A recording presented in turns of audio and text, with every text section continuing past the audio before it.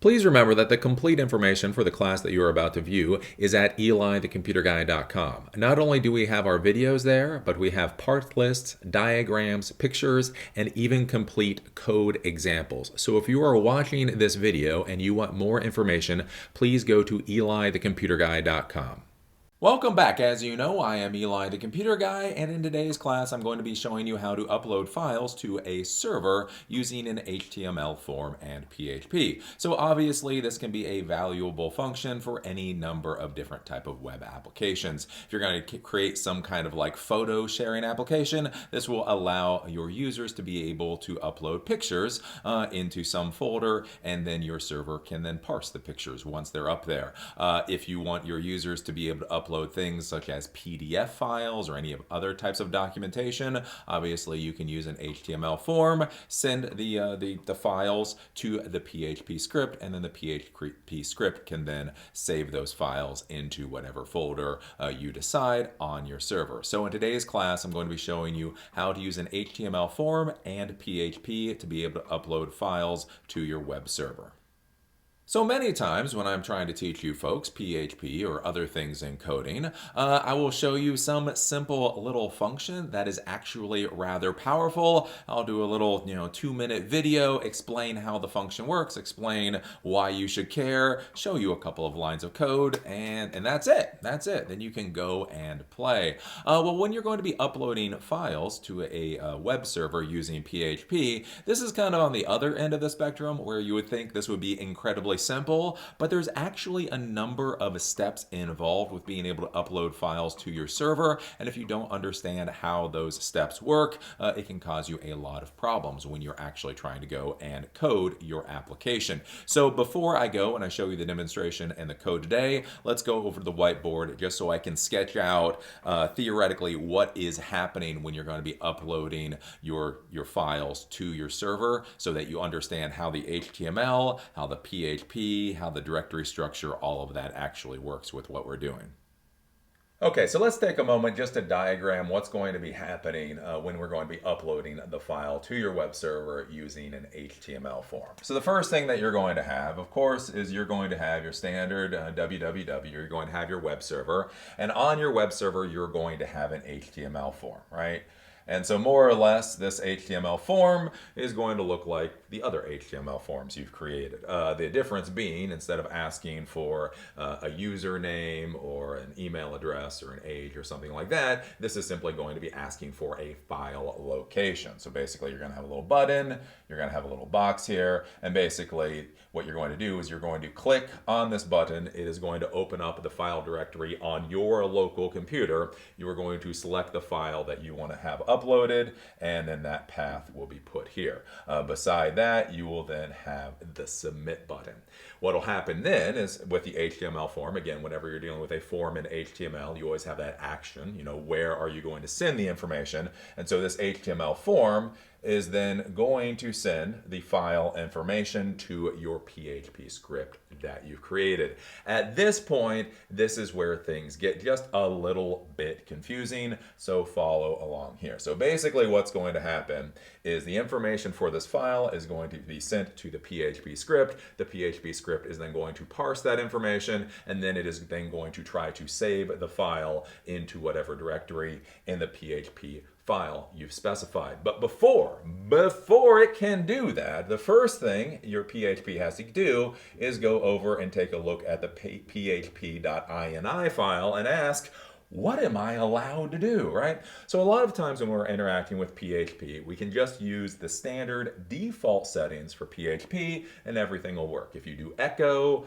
it'll work. If you do rand, it'll work. Mail by default, I think all these things work. Most things when you're using PHP work by default. But the thing is when you start dealing with files, there are configurations you can modify within the php.ini file, basically to state whether you're able to upload files to your server, and if you are, there are some other options there. So basically within php.ini,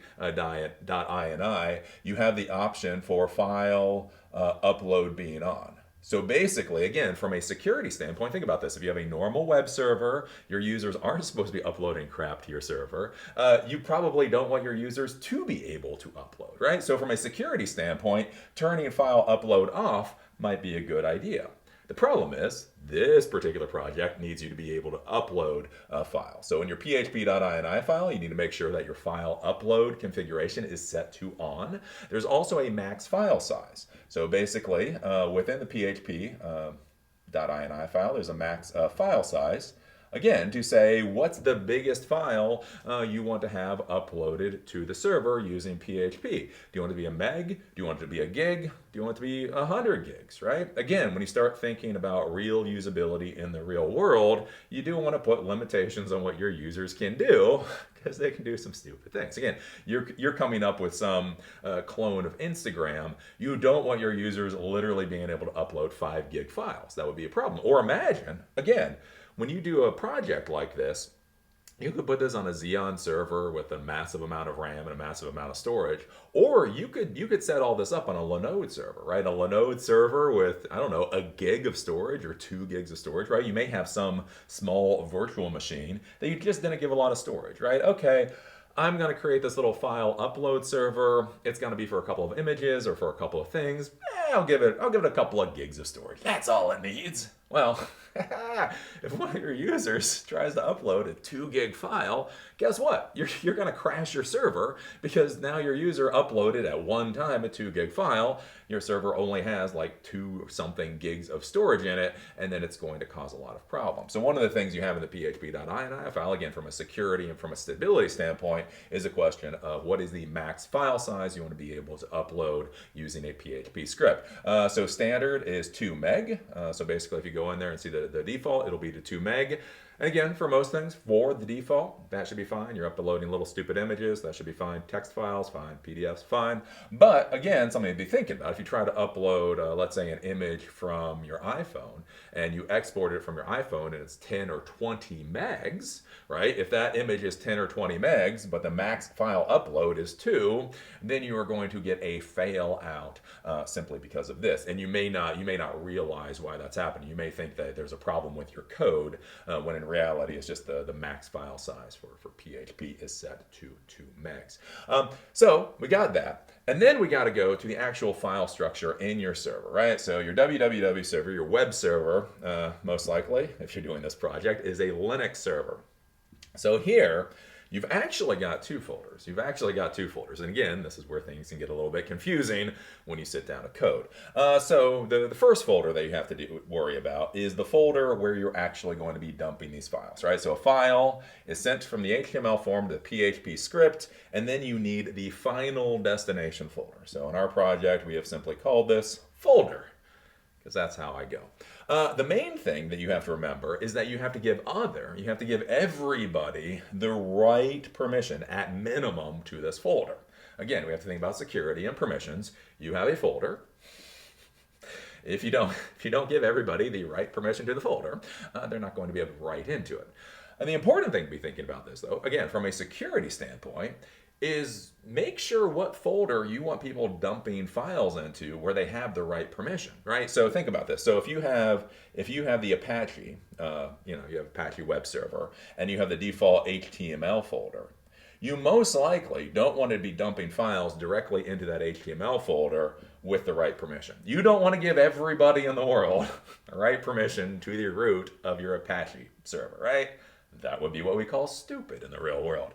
So one of the things you're going to be thinking about is basically the folder structure. So with this, basically I have the HTML folder. So this is the root of the Apache server. So that basically that's the highest level. And in that, I created a folder simply called folder, and then I gave everybody the right permission. But this is one of those things that you need to be thinking about when you're coding. Again, thinking about security, thinking about how people are actually going to be interacting with your application, so on and so forth. You may not even want to put this folder in here. You may want to move it in somewhere else entirely, but we'll deal with that kind of thing in other projects. So once you have your folder in the root directory called something that you have given everybody a right permission. Again, doesn't necessarily even need to have read or execute permission. You just need to be able to write into it. Important thing. Then the other folder that you're going to be dealing with is your temp folder. So there's actually a temp folder for PHP, and that's actually also up in the php Dot Ini file. And so what the temp folder for PHP uploads is basically what's going to actually happen is the HTML form is going to send the file to PHP. The PHP is actually going to put the file into the temp folder. So it's going to put the file into the temp folder. It's then going to figure out a whole bunch of things about this file. Again, it's going to go through, it's going to look for whatever you decide for it to look for. The size, is it the right size? Is it this, it's that, the other thing, right? And then once all of that checks out and the code actually works, then what's going to happen is then PHP is going to move that file from the temp folder to whatever the final folder it is where you want that file to be stored.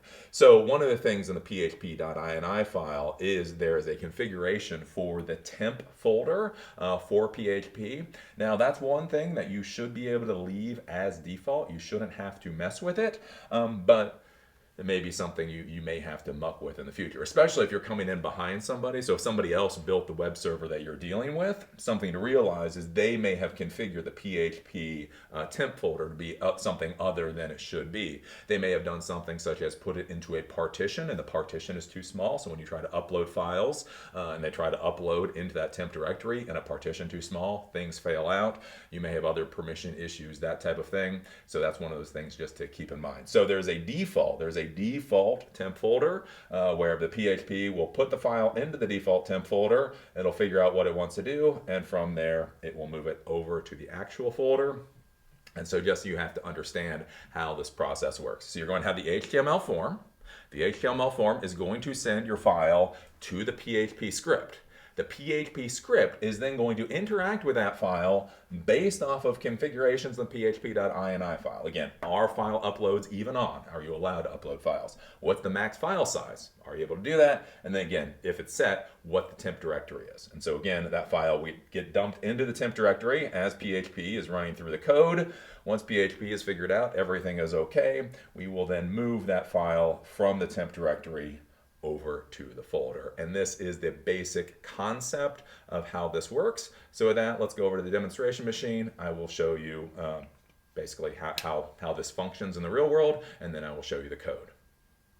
So here we are at my demonstration computer. Again, for this demonstration computer, literally all I need is a web browser. And I'm using a MacBook Pro with Safari, but all I really need is a web browser that has access to my LAMP server, my Linux Apache MySQL PHP server. So my server is at 10.0.1.36, and then I have a HTML form there, and it's called file upload.html. Basically, all I've done on this form is I've simply named the form, and then here, this is where we choose the file. So we'll choose the file, and then we'll click submit. So when I choose the file, this will simply open up my file structure on the local computer. So this is my local file structure. Let's say I want to upload a picture from Italy. So I will upload this particular one. We can now see that image name is right there. And then all I'm now going to do is click submit. When I click submit, it will then send all of the information to the file upload.php script, right? Once it's sent the information over there, I've printed out a few things just to show you how this works. So basically, I did a var dump here. So var underscore dump function, it dumps all the information about a variable. So when you upload a file using PHP, all of the information about that file is actually stored in an array. So what we can see here is that we have, this is an upload of an array. We have a name, so there's a name index key for this array, which is image. So img 5471 is under the name key. We have a type, so we can pull out what the type is. It's an image.jpg. We have a temporary name. So when we store this file to the temporary folder, we can actually get what the temporary folder is and what the temporary name is here. And then we can get the size of what the file is. And so for this particular file, it's 92,354. So that means 92,000 kilobytes. So basically, we get all of that information in an array when we upload the file. I've simply set here. So if the file uploads, all it does is print out file was uploaded and gives me what the finished name of the uploaded file is. One of the things I've also done here is, since we get all of this information in an array, I can pull that information out and actually be able to interact with it. So all I'm doing here is echoing out. I'm simply saying what that information is. But since you now have values in a variable, you could also do if-else statements. So if this is, above 50 kilobytes, fail out, don't allow the person to be able to upload. If this is a JPEG, allow it to upload. If it's not a JPEG, don't allow it to upload, right? You got all that kind of stuff. So basically I have this information here just to show you that you can pull that information out. You are now dealing with values in an array, and since you have values in an array, you can then interact with those just like you would in any normal code. So with that, let's go over to the computer, and I can explain this a little more from the server side and from the code side. So here we are at my web server. Again, this is an Ubuntu 18.04 LTS server. I am running the GUI, the desktop version of this, but everything that I am showing you today should work fine on any distribution, any version of Linux that you're going to be using, and will obviously work fine completely at the command line. I am using the desktop just because it's a little easier to take a look at.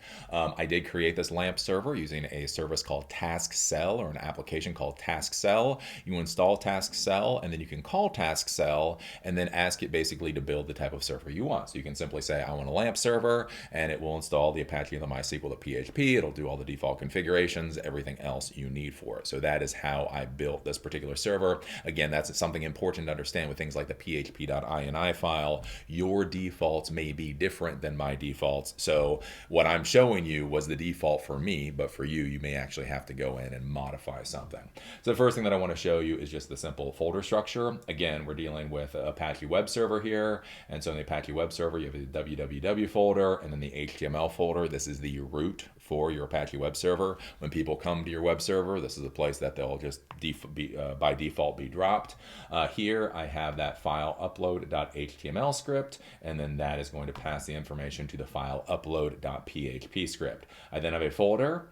Again, I really have to come up with more creative names for these classes, but anyways, you get what I'm saying.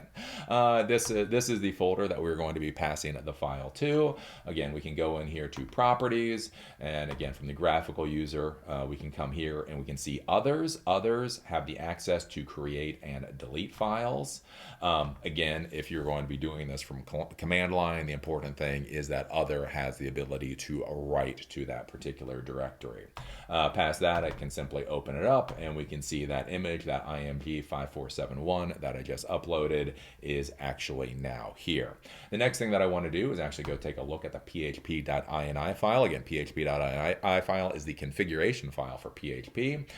Within the default, the configuration that I have on my server, the php dot ini file is sitting within the etc directory, the PHP, the 7.2, the Apache 2, and then that's where the php dot ini file is. Again, for your particular server, it may be located in a different place. From this, I'm simply going to do sudo vim. I know a lot of people hate it when I do this, but oh well, this is how I roll. And php dot ini. So super user do, basically this is going to give me the permission to actually be able to edit the php dot ini file, and I like vim. Again, use whatever you want. I don't care. Super secret password 1, 2, 3, 4, 5, 6, and enter. Okay, since this is actually the last place I had it open, we actually are at the file upload area now. Again, we can scroll up and we can scroll down. We can see there's a whole bunch of configurations here. But what you're going to be looking for is the file upload sections. The important thing here is that file underscore uploads is on. So if this is off, none of this is going to work. Let me be clear. This is off. None of this is going to work. Past that, we have the upload temporary directory. So you may want to set this to something specific. Again, from a security standpoint, from a resources standpoint, for whatever other reason, you may want the temporary directory to be in a specific place. And so you can set that here. You will notice it's commented out in my particular php.ini file because I am simply using the default directory that they gave me. Again, that gets gets into higher administration about what you do or do not want to do. Past that, we then come down here to the upload max file size, and this is set to 2 meg. So again, you decide what you want. Just remember while you're doing these demonstrations, again, if the rest of this looks fine, if file uploads is on and this looks fine, I would leave this while you're playing around with the script. Just make sure you're uploading small files. Again, 20 kilobyte files, 100 kilobyte files, that type of thing.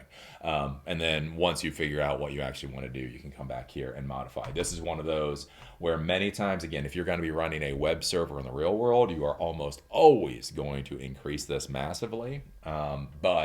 But before you do increase it massively, make sure you understand why you're increasing it and understand what risks you may run into by increasing it. Then the next thing up here is simply the max file upload. So you can actually say how many files do you want to be able to upload at one time on a single request.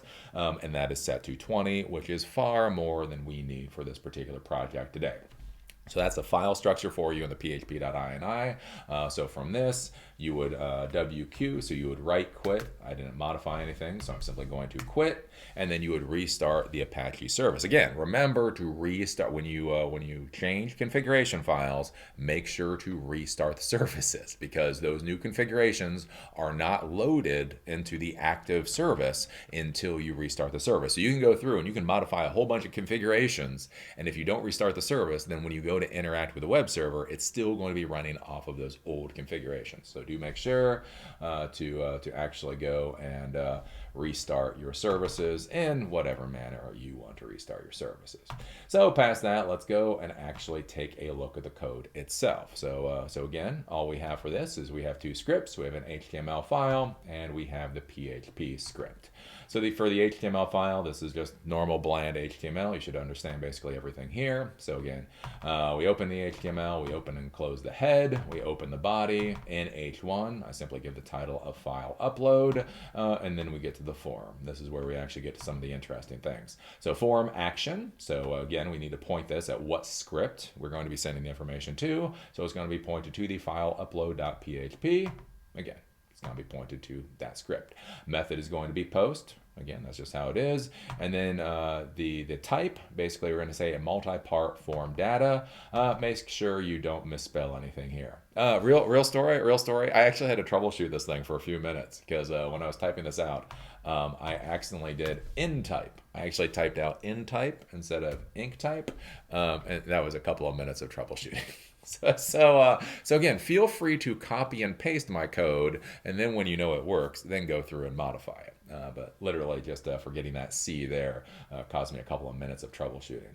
Anyway, so then we're going to close that. For this, all we're doing is uploading the file. So again, this is a form, so you could have a number of different input types here. You could have a couple of text, so you could say what is the name, what is the description, tags. You could have a whole bunch of different input boxes in this form, but for the demonstration today, I'm simply doing the file. So input type is file. So basically that's all we're going to say. It is a file instead of a text or instead of a number.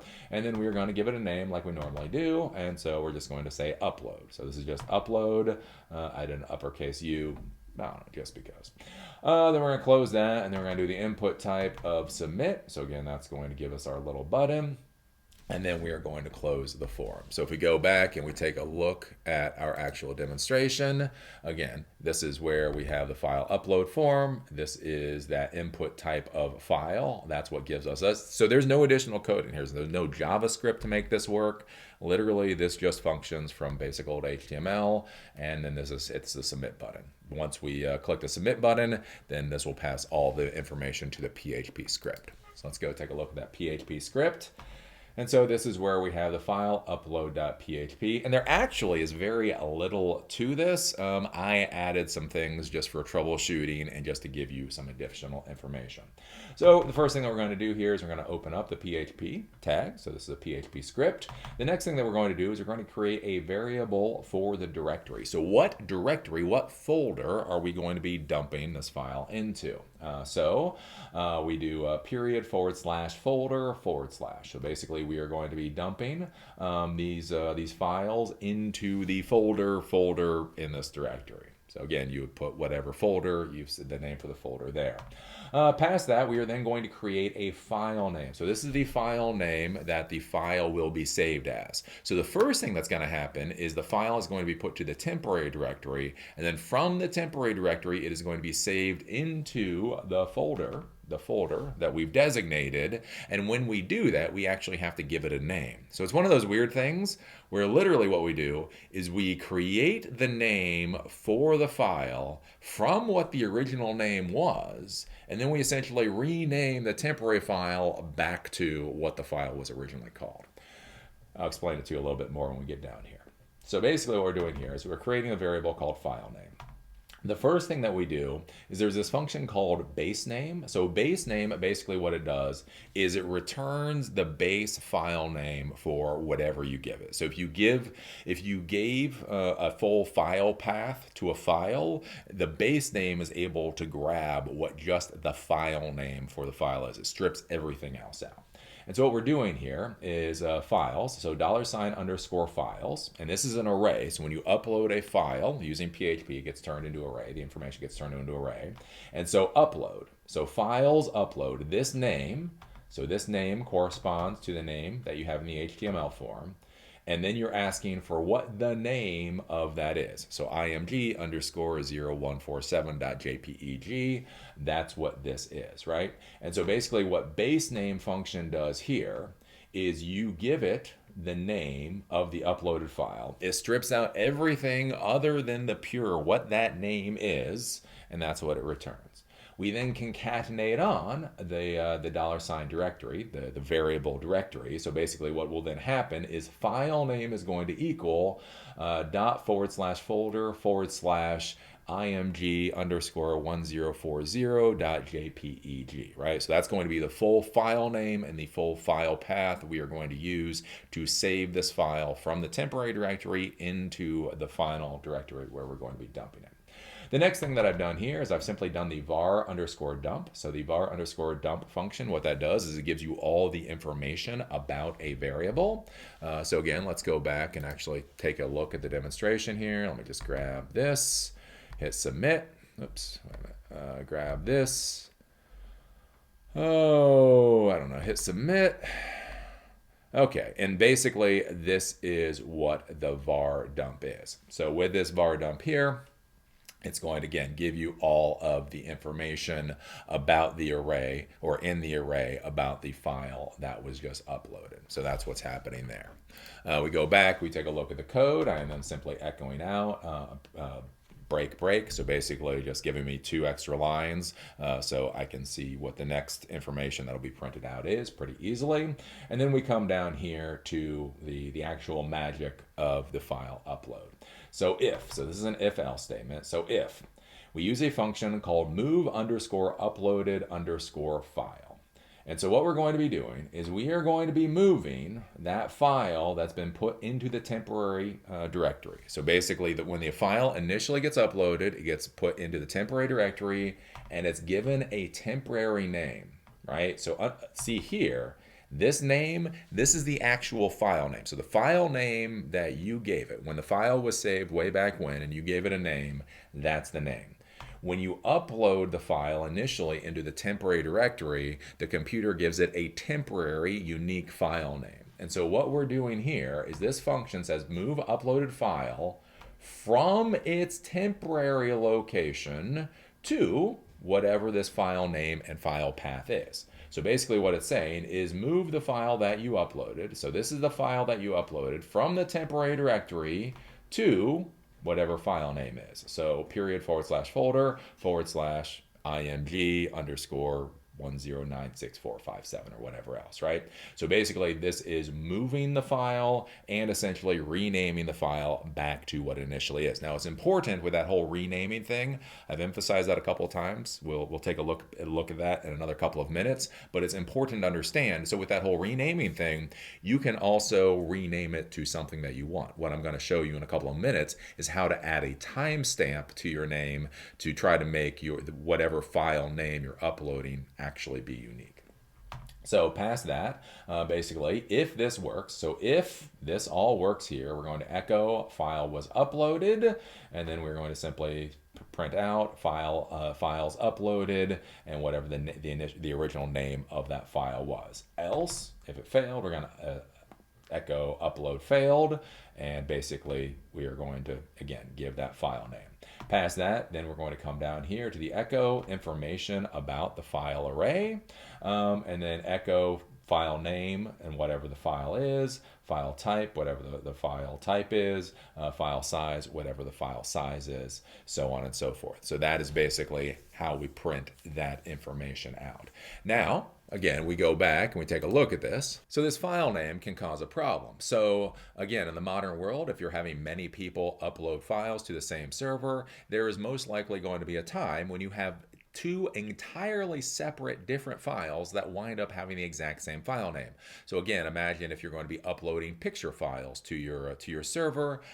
You have people with different cameras, but those cameras, the way they save images, the naming convention for saving images, they're all going to be saving image names the same way. And so you could have 2 or 3 or 5 completely different images that end up having the exact same name. So when people then go to upload, you're going to run into issues with your script. You may run into an issue where when you go to upload the script, basically the file already exists. So the file upload process will fail out because the person doesn't have the ability to overwrite. Or even worse, you have the ability to overwrite, and now basically people are overwriting the files with the exact same name, and then chaos can ensue. So one of the things that you can do is you can add some kind of unique identifier to a name. So when you save the file out of the temp directory, you can add that unique identifier so that you generally have unique names for anything that gets uploaded. So right here, so the img underscore 5440, what I'm going to show you how to do is basically add a timestamp to that. So we add a timestamp hyphen and then whatever the thing is, and then we know, oh, okay, then this is a unique name, so we don't have to worry about either overwriting the file accidentally or having our script fail out because the file already exists. So let's go over and take a look at the script itself. And so what we're looking at here is basically, again, this is the directory. So we have the directory, and that's the folder. And this is how we currently create the file name. So the file name that we identify down here when we save the file is base name of the file. So when we upload, of the uploaded file and the name. So basically this grabs the name, the original name of the uploaded file, and then we concatenate on the directory, and then that's how that file will get saved. So period /folder /img underscore 5440.jpeg. But if somebody has the exact same img underscore 5440.jpeg file name, then it's going to cause problems down the line. So one of the things you can do is you can add something. You can use any kind of functions. You want some kind of unique naming scheme. You might use randomized numbers. So you could use the rand function. What I like to use is the timestamp function. So I'm just going to add a timestamp to this name. So we're going to create a variable called timestamp. We're going to make it equal to time. And so basically this is going to be giving us the seconds since epoch. So this is going to give us a nasty long number. I actually really don't care a whole hell of a lot about that nasty long number. What I do care about is that it should generally be unique. As the seconds click by, it's always popping out with a new number. And what I care about is that new number. And so what I'm going to then do is basically I'm going to concatenate in this timestamp to this name. So what I have here is the directory. So the directory period and the name. So what I'm going to do is I'm simply going to add a timestamp in here. So it's going to be period / folder / timestamp. So whatever the timestamp is, and then we're simply going to add on that name. So now we are going to have a unique name whenever we go to upload a file. Then I'm going to hit File. I'm then going to hit Save. Then we're going to go back. We're going to take a look at our script. And so we go here. And again, so if we have the img 5440.jpeg, I'm now going to hit Submit. Everything looks good here from my end. So again, for me as a user, okay, file uploaded img underscore 5440.jpeg. Okay, so that all looks good for me. I don't get confused. But the cool thing is, if we go over and we take a look, actually in the directory, what we're then going to see is that img underscore 5440, we now have a timestamp in front of it, right? So we have a timestamp there. So if we go back, and let's say, again, we just try to re-upload the exact same file, and then we go back and we upload the exact same file, we can then go and we can take a look at our folder and we can see that these are now unique names. So for this example, it is the exact same image, but what we can see is we're now naming it differently so that we then have different copies. So again, if we had one file name that was being used for multiple different images or multiple different files, this is a way to give them all unique names so that they can simply get uploaded. And then I can sit here and on the script itself, I mean, you can see as I click submit, every time I click submit, it's now adding that file there, so I don't have to worry about overwriting in one way or the other. I don't have to worry about overwriting a file that shouldn't get overwritten, and I don't have to worry about files or the script failing out because a file can't be overwritten. And so basically that's how the file upload HTML form and the PHP script work. So now you know how to upload files using an HTML form and a PHP script. At the end of the day, it's pretty easy. Again, as long as you know all of the different things that are involved with actually uploading a file using HTML and PHP. Again, you have that HTML form, so you have to set that up properly. And again, don't forget the C. Don't mistype anything. It'll be a couple of minutes of troubleshooting if you do. But anyways, you create that HTML form. That HTML form, you're going to simply put the input type to file plus any other input boxes you want. Again, you could have 20 input boxes on there if you want. I just did one today. You are then going to have the action. The action is going to point to the PHP script. That's going to parse the information that you're sending to it. So that's where you're going to be sending the file. The important thing to understand from that point, though, is then we have a couple of other things going on. We have that Php Dot Ini file. So the Php Dot Ini file is the configuration file for PHP. You have to make sure that file uploads are on. You have to make sure what the max file size is. Again, 2 megs should be fine, but maybe it's not. The temporary directory, again, should be set to default. And again, default temporary directory should be fine. Maybe in your situation it's not. And then you have the max number of files that can be uploaded at any one time. Again, that's set to 20. Should be fine. Maybe for you it's not. Again, when you modify the php.ini file, or if you modify the php.ini file, do make sure to restart your Apache 2 services or your Nginx or whatever web server you're using. If you don't do that, you're not going to then bring those new configuration files into the running configuration, and stupidity will ensue if you do not restart your services after you modify configurations. That's just a bad day. That is what we call a bad day. Past that, you then are going to have a folder that you're going to need to dump these files into. Again, that folder is going to have write permission for everybody in the whole wide big world, right? So again, you're going to have to be thinking about from a security standpoint, where do you want that folder to reside? So again, at the bare minimum, create a folder within your Apache root directory with the right permissions so that people can dump the files in there. Again, from a security standpoint, theoretically, could you make your HTML folder writable for everybody in the world? Yeah, you can. Might not be a smart idea, though.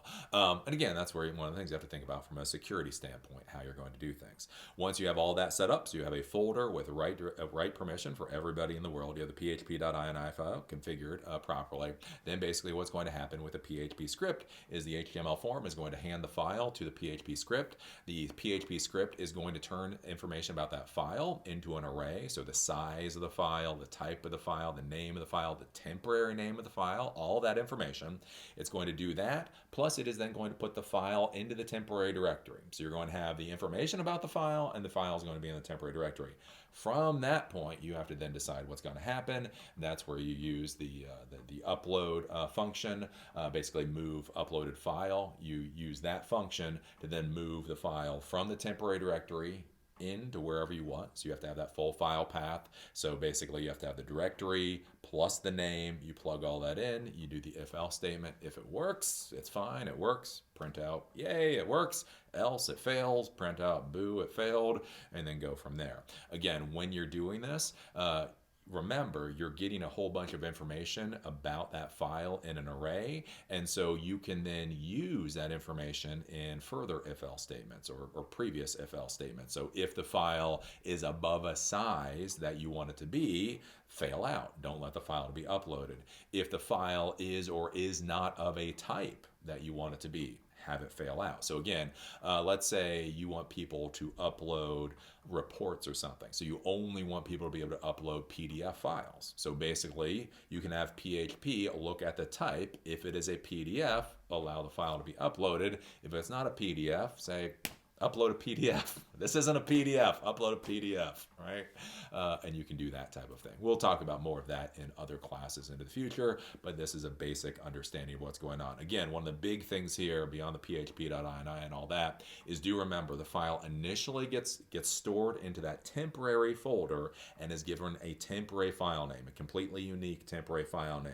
And so with that move uploaded file, what you're going to do is you're going to take that file that's in the temporary folder, and essentially you're going to be moving it and naming it to whatever variable values you have given. That's like the important thing going on here. So with that, go play. Again, copy and paste my code, then start tweaking it, because it is. You forget one thing. It's like, that's why I have so little hair. This is why I have so little hair, because I'm trying to teach you folks all this stuff and so many of these little projects. You just make one stupid mistake. You spend an hour doing things great, but you make one stupid mistake and you spend the next 15 minutes figuring out what you did wrong. Again, that HTML form, curiously enough, I forgot a C. I forgot a C. It was ENC. Forgot the C.